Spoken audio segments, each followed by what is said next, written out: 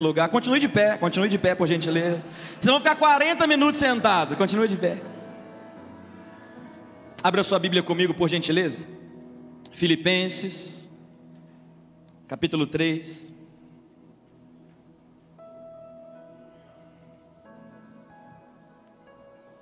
Versículo 7.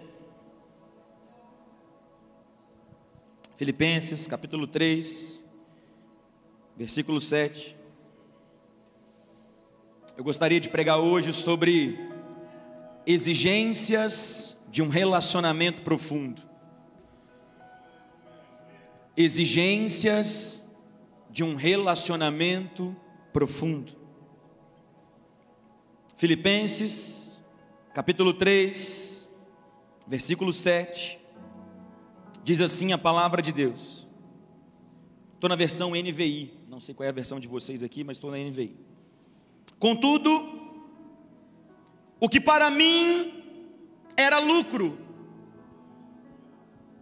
passei a considerar como perda por causa de Cristo, por conhecer a Cristo, pelo conhecimento de Cristo, pela revelação de Cristo, por um relacionamento com Cristo. Aquilo que para mim era lucro, aquilo que para mim era precioso, eu passei a considerar como perda. Mais do que isso, não apenas o que era lucro, mas considero tudo como perda, comparado com a suprema grandeza do conhecimento de Cristo Jesus, o meu Senhor, por quem eu perdi todas as coisas. Eu as considero como esterco para poder ganhar a Cristo e ser achado nele, não tendo a minha própria justiça que procede da lei, não tentando ser justificado pela minha obediência, não tentando ser salvo pelos meus títulos, não, mas buscando a justiça que vem por meio da fé em Cristo, a justiça que procede de Deus e se baseia na fé. Verso 10, eu quero conhecer a Cristo, o poder da sua ressurreição e a participação nos seus sofrimentos, tornando-me como ele na sua morte, para, de alguma forma, alcançar a ressurreição dentre os mortos. Amém.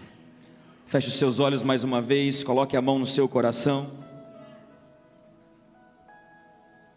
Pai, esta é a tua palavra. Essa palavra não é minha, essa palavra não é nossa, ela não é ideia da nossa cabeça e nem de homem algum. Ela é tua palavra, inerrante, infalível, poderosa, como espada de dois gumes, que quando corta vai até juntas e medulas, acessando aquilo que homem algum pode acessar. Essa palavra não é autoajuda, essa palavra não é palavra de persuasão humana, essa palavra é palavra que vem da boca do Senhor para nos confrontar, nos confortar, nos exortar, nos encorajar. Por isso eu te peço, ó Pai, nessa noite, que enquanto a tua palavra for pregada, porque não, ó Deus, pessoas serem curadas aqui nesse lugar, enquanto a tua palavra for pregada, porque não, famílias serem restauradas nesse lugar, mas uma coisa eu te peço por meio da tua palavra: leva-nos para um lugar de profundidade. Na conferência Submersos, nós queremos mergulhar na verdade do Evangelho de Cristo. Por isso, nos revela Cristo aqui nessa noite, fala conosco aqui nessa noite. Nós oramos assim, nós oramos em nome de Jesus, e a igreja diz: senta no seu lugar.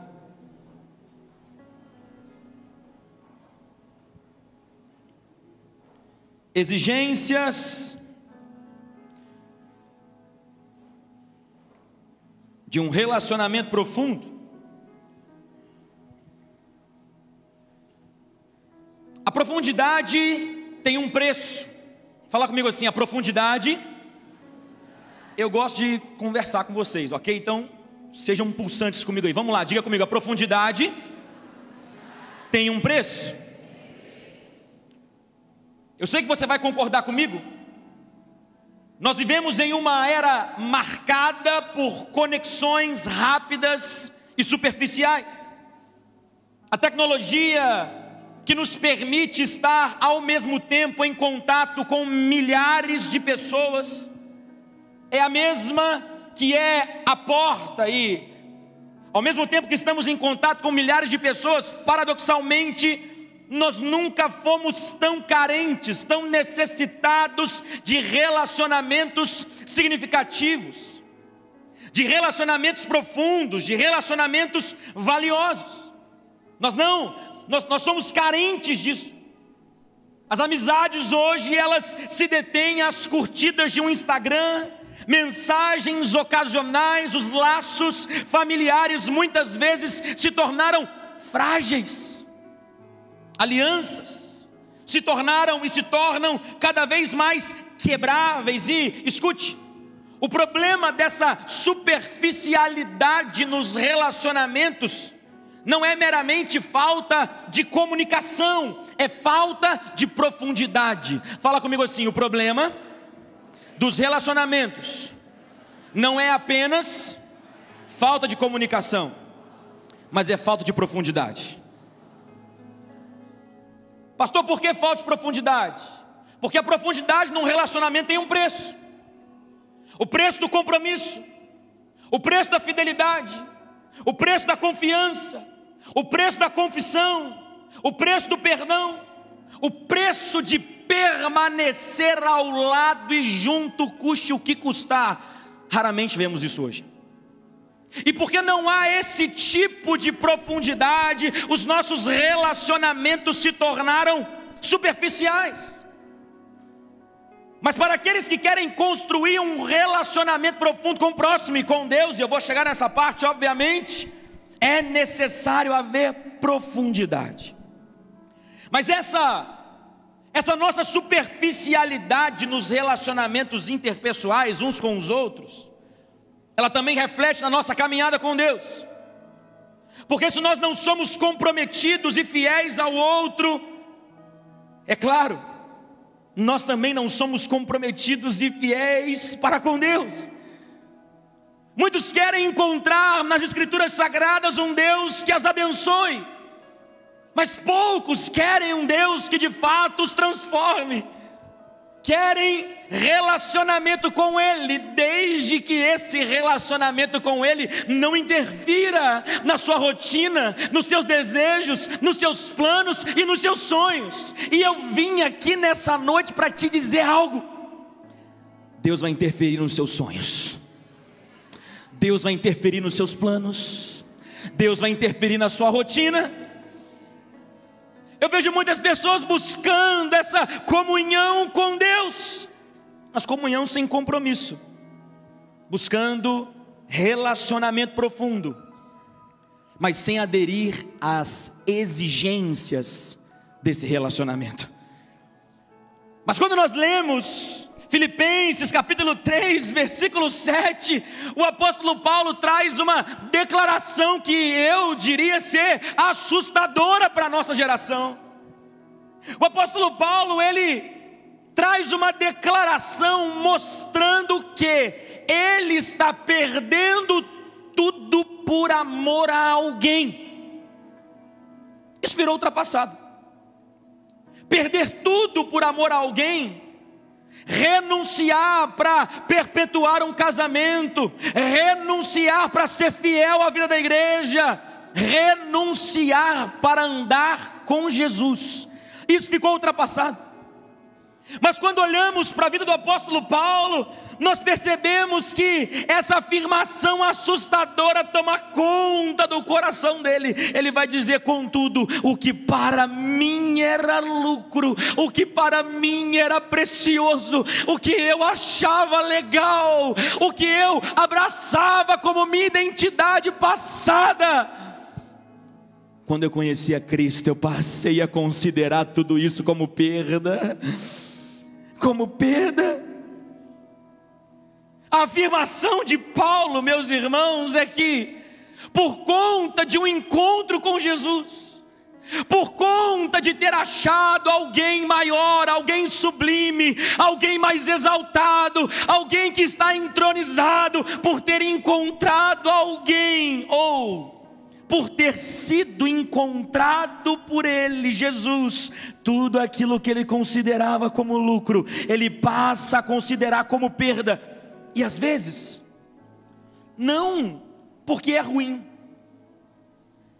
Tem coisa que Paulo considerou como perda, não é porque era ruim, mas é porque ele encontrou algo melhor, é porque ele encontrou alguém mais precioso.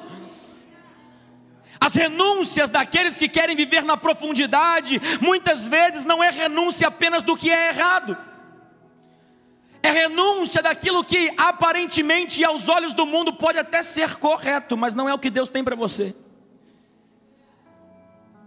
O conhecimento de Cristo que Paulo obteve não era mero conhecimento teórico, não era mero conhecimento acadêmico, não. O conhecimento de Cristo que o apóstolo Paulo teve envolvia intimidade. Você não está entendendo o que eu estou dizendo? Eu quero que você perceba comigo a trajetória de Jesus para encontrar o apóstolo Paulo. O apóstolo Paulo está perseguindo a igreja. O que ele está fazendo? O que ele está fazendo? Perseguindo a igreja. Atos capítulo 9. O apóstolo Paulo pega cartas para poder então perseguir a igreja. E Jesus, ele se revela a Paulo de maneira sobrenatural, uma luz brilha. E a imagem muito comum da nossa cabeça é que Paulo caiu do cavalo. É só eu que penso esse tipo de coisa? Você olha o texto, Paulo caiu no chão, Paulo caiu do cavalo. O texto não fala que ele estava num cavalo, mas a gente logo pensa, né? Paulo então cai do cavalo, de acordo com o meu Novo Testamento. Paulo cai do cavalo, cai no chão, uma luz brilha sobre ele. E pergunta: Saulo, Saulo, por que me persegues? E ele pergunta: quem és tu, Senhor? E ele diz: eu sou Jesus, aquele que você está perseguindo. Assustador, mas gracioso. Assombroso, mas maravilhoso. Jesus vai na direção de um cara que mata crente e fala: meu irmão, eu vou te salvar e te fazer nova criatura. O texto diz, o apóstolo Paulo vai explicar isso mais para frente, escrevendo aos Coríntios, que nessa experiência ele conheceu, nessa experiência ele foi ao terceiro céu. Vai saber lá o que é esse terceiro céu? Você conhece? Quem aqui já foi? Alguém? Ainda não. Em nome de Jesus, olha para quem está do seu lado e fala assim: eu profetizo que nesse ano você vai também. Paulo foi ao terceiro céu. Experiência tão profunda essa que a gente ainda não teve. Obteve revelações profundas a respeito do Evangelho, sem consultar pessoa alguma, começou a pregar o Evangelho. Tempo depois, foi pedir a bênção dos líderes da igreja. Teve revelações profundas a respeito da pessoa de Cristo, mas a sua experiência de conhecer a Cristo tão profundamente fez com que ele perdesse e considerasse como perda muitas coisas na sua vida. Sabe o que eu vejo? Muita gente querendo construir relacionamento profundo com Cristo, sem que Cristo possa te arrancar nada da sua vida. Eu não sei se essa era a palavra certa para pregar aqui nessa noite, no final da conferência, mas essa é a mensagem de Deus para a igreja metodista aqui em Muriaé. Olha o que o apóstolo Paulo vai dizer no seu relato sobre sua vida, a sua vida boa. 2 Coríntios capítulo 11, versículo 23. São eles servos de Cristo? Eu ainda mais. Eu devo estar fora de mim para falar uma coisa dessa maneira, mas eu preciso dizer algo. Eu trabalhei muito mais do que todos, fui encarcerado mais vezes, fui açoitado mais severamente e exposto à morte repetidas vezes. 5 vezes recebi dos judeus 40 açoites menos 1. 3 vezes fui golpeado com varas, 1 vez apedrejado, 3 vezes sofri naufrágio, passei 1 noite e 1 dia como náufrago em alto mar. Estive continuamente viajando de uma parte para outra, enfrentando perigo nos rios, perigo dos assaltantes, perigo entre os meus próprios compatriotas, perigos entre os gentios, perigos na cidade, perigos no deserto, perigos no mar, perigos entre os falsos irmãos. Trabalhei arduamente. Muitas vezes fiquei sem dormir, passei fome e sede, e muitas vezes fiquei em jejum, suportei frio e nudez. Além disso, enfrento diariamente uma pressão interior, preocupando-me com todas as igrejas.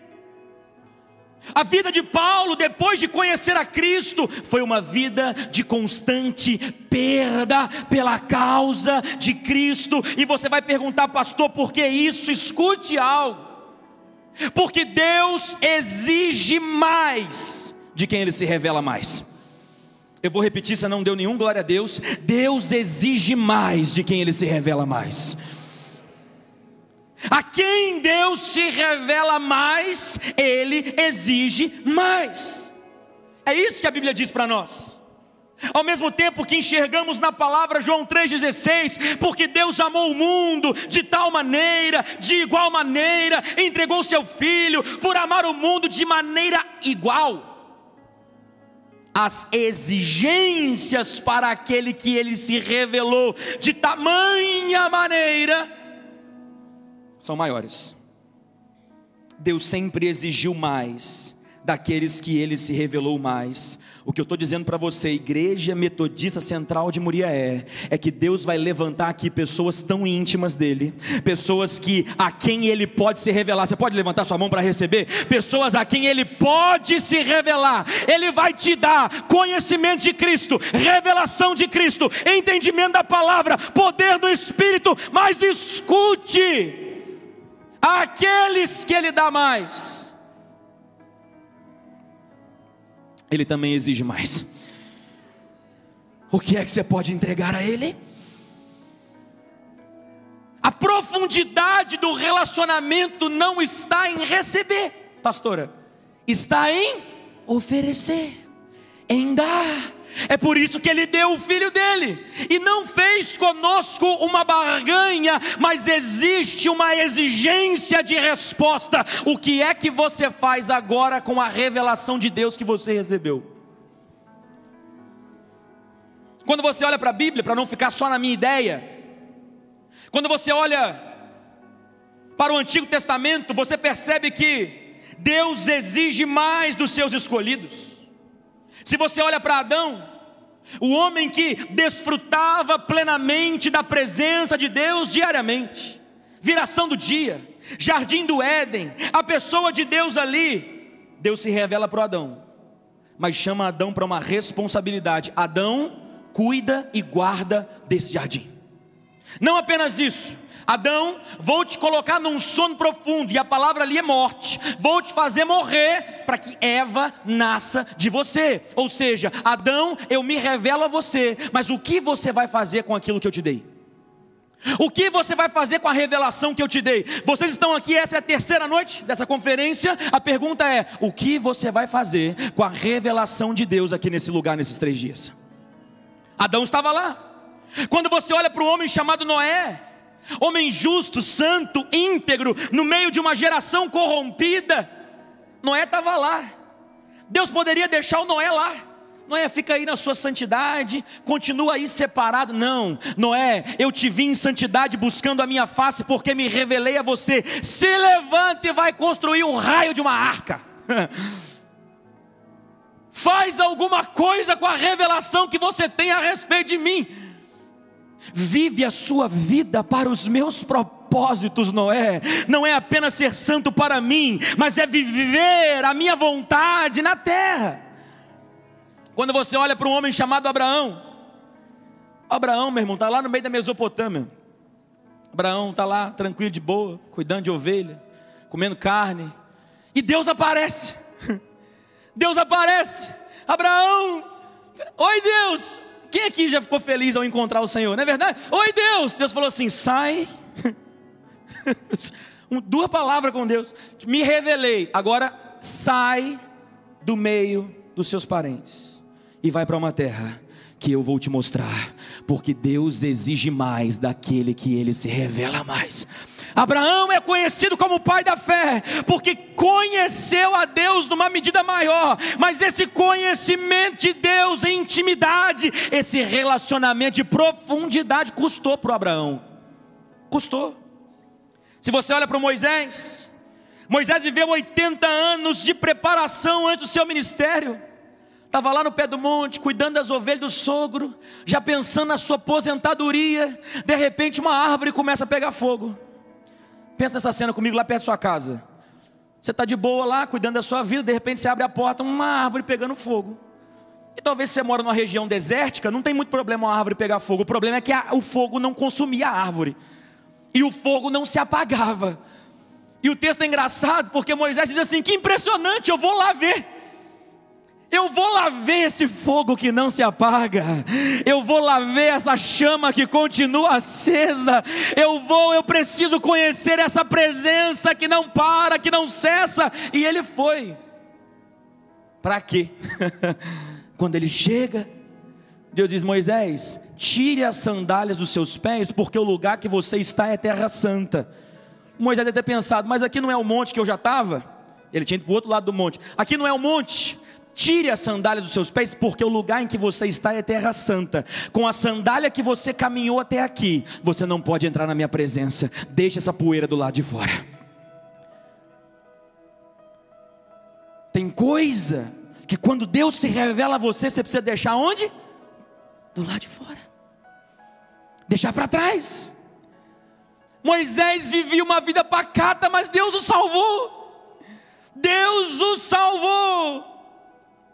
Escute, conhecer a Deus vai te exigir algumas entregas importantes para que você viva esse relacionamento profundo com Ele.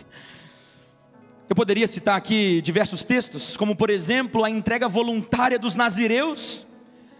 De acordo com a lei de Moisés, a lei de Deus para o seu povo, os nazireus eram aqueles que voluntariamente se entregavam ao Senhor.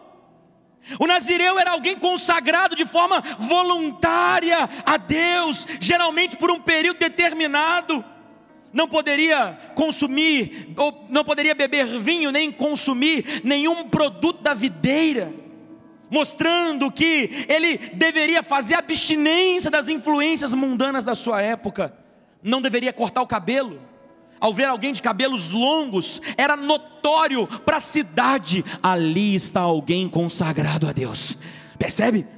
A consagração é pública, ao mesmo tempo que ela é secreta, ao mesmo tempo que ela é no privado. Em algum momento as pessoas percebem: ali vai alguém que é consagrado a Deus. Você pode sacudir a pessoa que está do seu lado e falar assim: aí tem alguém que é consagrado a Deus.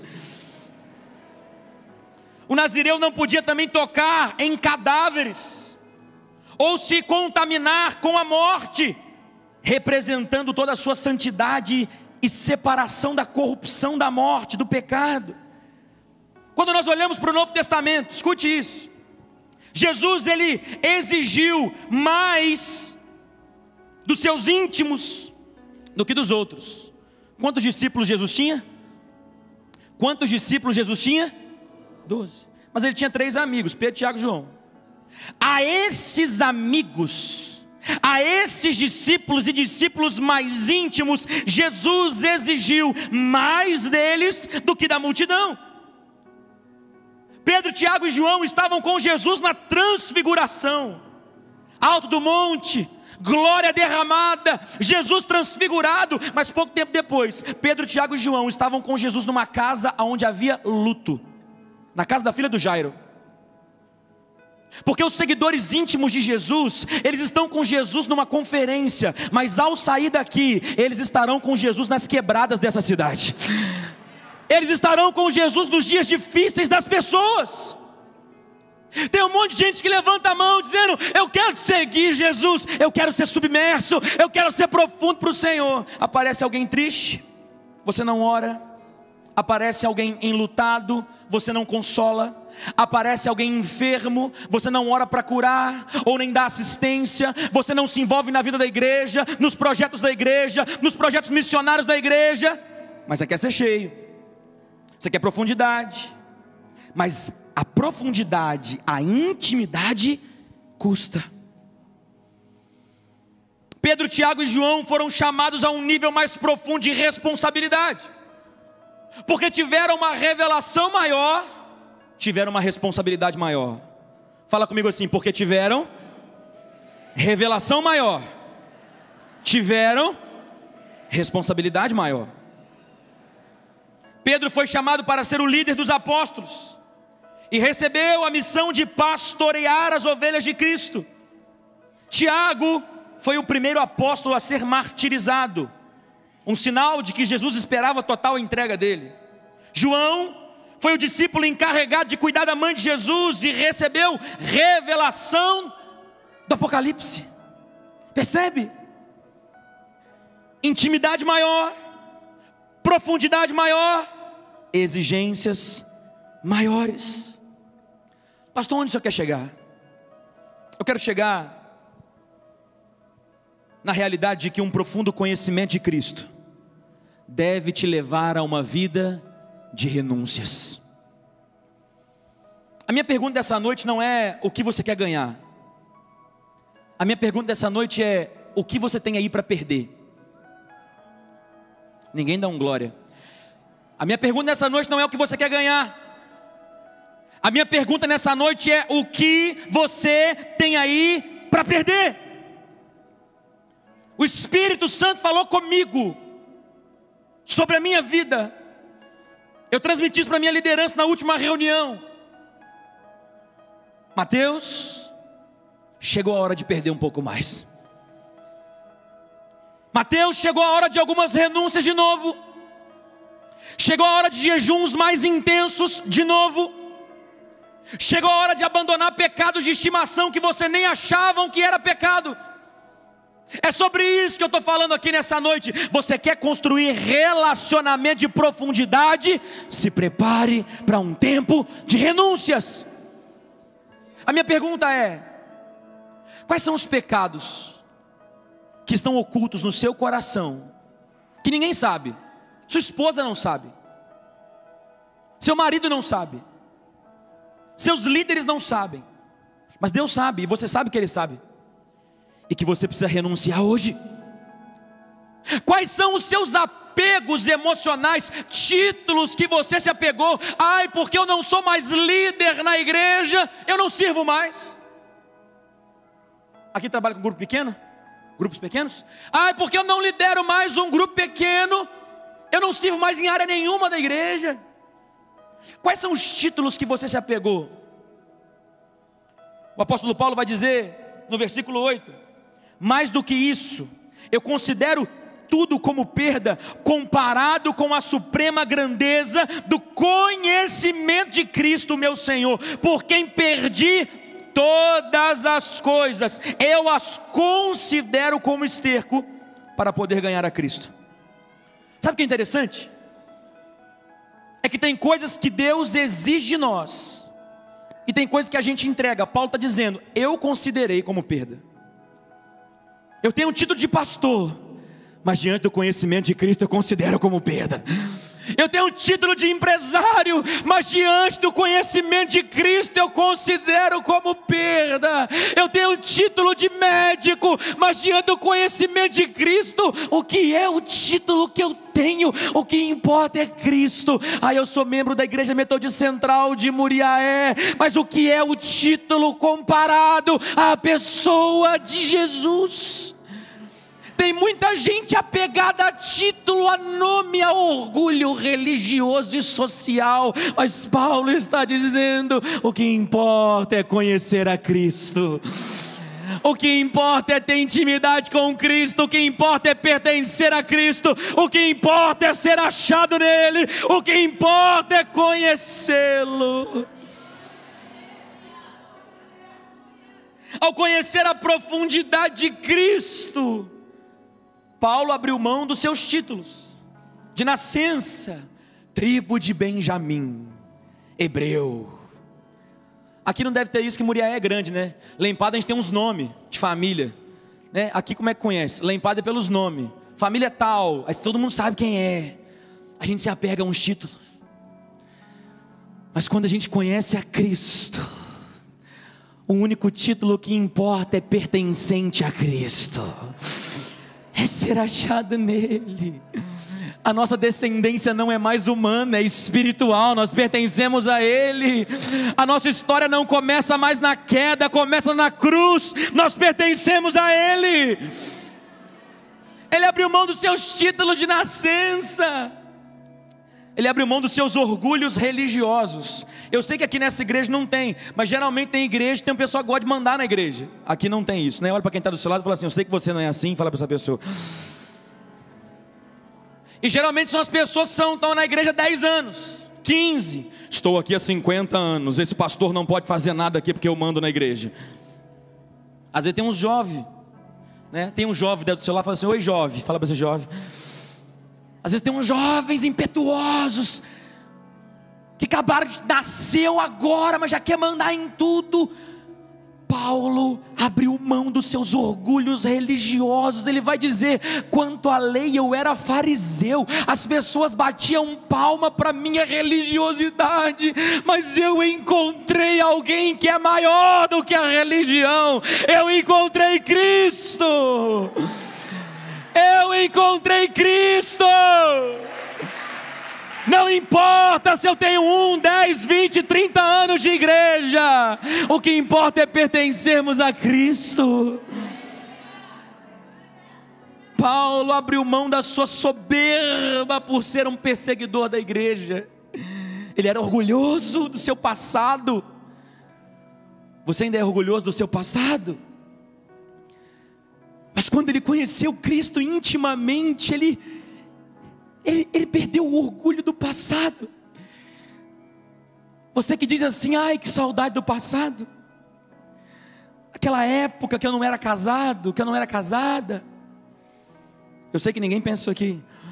Aquela minha época sem Cristo, período de carnaval. Você fala com orgulho. Quero dizer algo: talvez você não tenha conhecido a Cristo, porque aqueles que conheceram a Cristo, eles estão com os olhos fixos nele, dizendo: eu não troco o meu passado pelo Senhor, o Senhor é tudo o que eu tenho.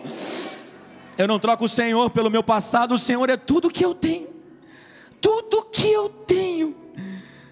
A vida que eu vivo com o Senhor é a melhor vida que eu poderia viver. Tu és tudo o que eu tenho. Eu abandono a soberba, eu abandono o orgulho, eu abandono quem eu era, eu abandono os meus apegos pessoais. Eu pego o meu dinheiro, eu pego o meu intelecto. Tem gente que é tão orgulhosa do dinheiro que tem. Tem gente que é tão orgulhosa da intelectualidade que tem. Tem gente que é tão orgulhosa dos diplomas que tem. Deixa eu te falar uma coisa: se o dinheiro que você tem, a intelectualidade que você tem, se os diplomas que você tem não servem para glorificar a Deus por meio da causa de Cristo, não serve para nada. Mas aqueles que conheceram a Cristo, eles pegam as suas coroas e devolvem, dizendo: Cristo, meu diploma está aqui. Cristo, meu dinheiro está aqui. Cristo, meu intelecto está aqui, usa para a tua glória. Sou adolescente, pastor, não tenho dinheiro, não tenho diploma. Você tem tempo. Cristo, meu tempo está aqui. Paulo desejou conhecer a Cristo profundamente e não superficialmente. E aqui é o caminho para o final. Se a sua Bíblia estiver aberta, olha comigo por favor os versículos 10 e 11. Filipenses capítulo 3, versículos 10 e 11.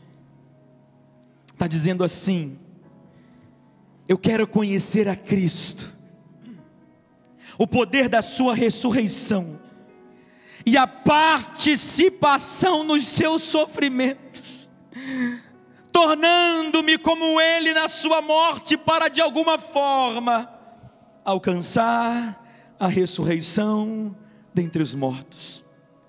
Paulo desejava 3 coisas aqui. Em primeiro lugar, ele queria conhecer a Cristo pessoalmente. É óbvio que ele sabia que não era possível conhecer a Cristo fisicamente. Cristo já havia ressuscitado dentre os mortos, já estava à direita do Pai. Mas quando Paulo diz, eu quero conhecer a Cristo, ele está dizendo sobre algo sublime, sobre algo interior, sobre algo sensitivo, sobre algo sobrenatural. Eu quero conhecer a Cristo, eu quero ter esse encontro com Ele, eu quero perpetuar o encontro que eu tive com Ele. Um dia Ele se revelou a mim, eu quero continuar conhecendo a Ele. Eu quero continuar conhecendo a Cristo, eu quero conhecer a Cristo com inteireza, eu quero conhecer os sentimentos de Cristo, eu quero conhecer o amor de Cristo. Escute, preciso dizer algo para você. O que tem de gente que canta, mas não pensa no que está cantando. O que tem de gente que fala e prega, mas não pensa no que está pregando. O que tem de gente que lê a Bíblia, mas não pensa no que está lendo. Quando a gente canta que nós somos a herança dEle. Ah, meu irmão, eu estou dizendo que você pertence a Ele. Deus te colocou nesse mundo para que você seja a herança de Cristo. Você pertence a Ele, é direito dEle, e o diabo não arranca isso dEle. Você pertence a Ele, ponto final. Você é a herança dEle. Paulo está dizendo, eu quero conhecer a Cristo, esse Cristo que me fez herança dEle. Eu quero conhecer o Cristo que me amou. Ele te amou. Quando Paulo diz eu quero conhecer a Cristo, ele está dizendo eu quero conhecer o amor de Cristo com tudo o que Ele é. Esse amor que não barganha, esse amor que entrega, esse amor que se sacrifica, esse amor que faz acontecer. Eu quero conhecer o Cristo Deus, divindade. Eu quero conhecer o Cristo homem, que chorou gotas de sangue no Getsêmani, mas não pecou. Eu quero conhecer Ele, eu quero conhecê-lo pessoalmente. Pessoalmente. Você quer conhecer a Cristo pessoalmente? Você quer construir um relacionamento íntimo e profundo com Cristo? Era isso que Paulo desejava. A segunda coisa que Paulo desejava era, ele queria conhecer o poder da ressurreição de Cristo. Quero conhecer a Cristo e o poder da ressurreição. O apóstolo Paulo estava dizendo que ele queria conhecer o Cristo, mas também o poder que ressuscitou o Cristo. O poder da ressurreição, meus irmãos, implica no poder que vence o túmulo. Paulo está dizendo, eu quero viver como alguém que não tem medo do túmulo. Eu quero viver como alguém que já morreu para Ele. Eu não tenho medo do túmulo, porque o túmulo foi vencido pela ressurreição de Cristo. Quando ele disse que quer conhecer o poder da ressurreição, o poder da ressurreição de Cristo, o poder que ressuscitou Cristo, o poder do Espírito que levantou Cristo do túmulo, é o poder que venceu o inferno.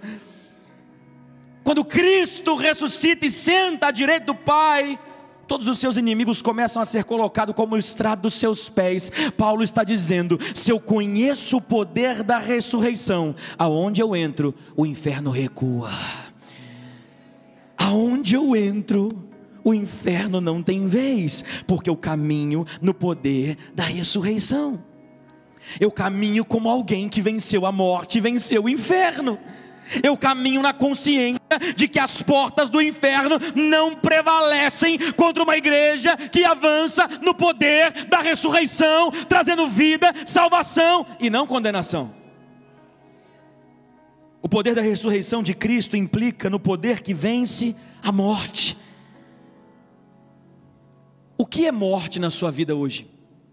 Seu casamento está morrendo? Sua vida espiritual está morrendo? O que está morrendo? Sua vida emocional está morrendo? Eu quero dizer algo. Existe poder da ressurreição de Cristo sobre a sua vida. Terceiro, Paulo queria sentir no seu próprio corpo as aflições experimentadas por Cristo.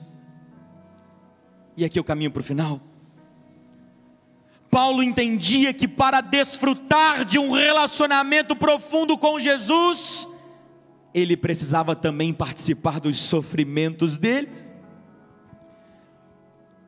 As falsas teologias da prosperidade, do triunfalismo barato, que tentam impedir o dia mal, que tentam impedir o dia da perseguição, dizendo: não vai haver perseguição, não haverá dia mal, não haverá tribulação, você não passará por tristeza. Uma falsa teologia que não prega as renúncias de um relacionamento profundo com Cristo. Ela é quebrada pela teologia paulina que diz: eu quero conhecer a Cristo, mas para isso eu preciso participar dos seus sofrimentos. É exigência de andar com Jesus porta estreita. É exigência de seguir a Cristo, tomar a cruz. É exigência do conhecer a Cristo, o participar dos seus sofrimentos. Você quer seguir Jesus, mas não quer chorar por novas conversões. Você quer seguir Jesus, mas não quer chorar para abandonar o pecado. Chore e sofra pelas causas que Cristo chorou e sofreu. Porque você está chorando e gastando lágrimas por causas que Cristo não chorou e não sofreu. Você chora porque perde o emprego, e tem que lamentar mesmo. Mas não chora por um irmão da igreja que você não vê mais aqui, e você sabe que ele não está mais aqui. Você chora porque alguém arranhou a porta do seu carro, esperneia, porque a sua mulher arranhou a roda do seu carro no meio-fio. Mas você é incapaz de ligar para alguém e falar assim: Deus mandou eu estar aqui orando por você. Você está chorando pela causa errada. Mas Paulo está dizendo: eu quero conhecer a Cristo, eu quero ter um relacionamento profundo com Cristo. Mas para ter um relacionamento profundo com Cristo é necessário sofrer as mesmas causas de Cristo. Eu quero terminar te dando 3 conselhos. Eu quero que você anote. Está com seu celular aí ou bloco de notas? Eu quero te dar 3 lições práticas para você viver um relacionamento profundo com Jesus. 3 lições práticas para um relacionamento profundo com Jesus. Número 1, renuncie o que impede um relacionamento mais profundo com Cristo. Renuncie o que te impede de construir um relacionamento mais profundo com Cristo. O apóstolo Paulo abriu mão de tudo que era motivo de orgulho humano para conhecê-lo mais.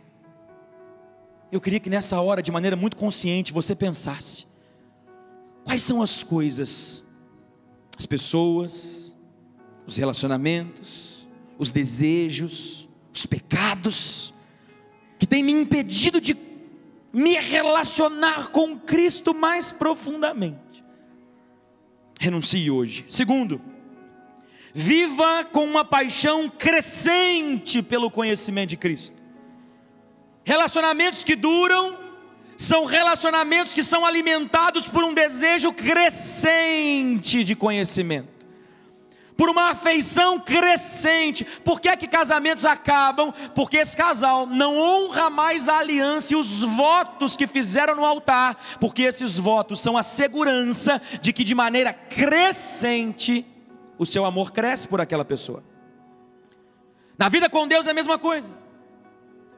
A sua fé se esfria, o fogo se apaga, não é porque Deus te abandonou, é porque você não nutre mais uma paixão crescente pelo conhecimento de Cristo. Paulo está dizendo no final de tudo: eu quero conhecer a Cristo, eu quero conhecer o poder da sua ressurreição, eu quero participar até dos seus sofrimentos, para conhecê-lo, nutrindo uma paixão crescente pela pessoa de Cristo. E por último, abrace a cruz como parte do processo de aprofundamento. eu quero conhecer a Cristo, o poder da ressurreição, mas eu também quero participar dos seus sofrimentos. Eu quero participar das renúncias de Cristo. Eu quero voltar a renunciar o pecado, como eu renunciava quando eu o conheci. Eu quero te fazer uma pergunta, igreja: quando foi que você parou de tratar de maneira séria os seus pecados? Aonde foi que você caiu, que você começou a cobertar alguns sentimentos dentro de você, dando razão para coisa que Cristo não dá razão? Você parou de sofrer pela renúncia do pecado e começou a abraçar pecado. Mas o terceiro conselho é: abrace a cruz. Abrace a cruz como parte do aprofundamento nesse relacionamento.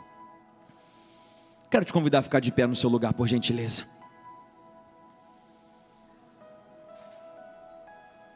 E eu quero que você olhe para cá um instante, para os meus olhos aqui, todo mundo, por favor. Olhe para cá.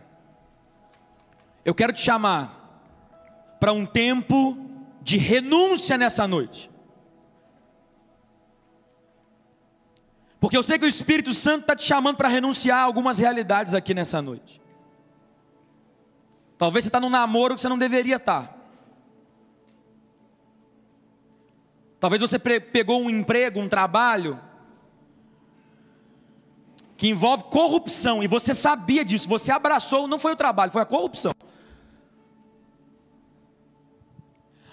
Talvez tem pecados ocultos, pornografias, adultérios, mentiras.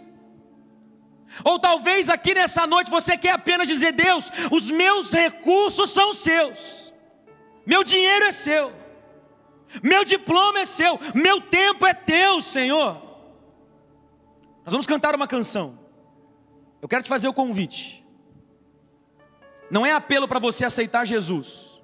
O apelo dessa noite é: Cristo te aceitou, Cristo se revelou a você. O que é que você vai renunciar por Ele nessa noite? Se você tem alguma coisa para abandonar na sua vida, eu quero que você saia do seu lugar, vem aqui na frente, eu quero orar com você.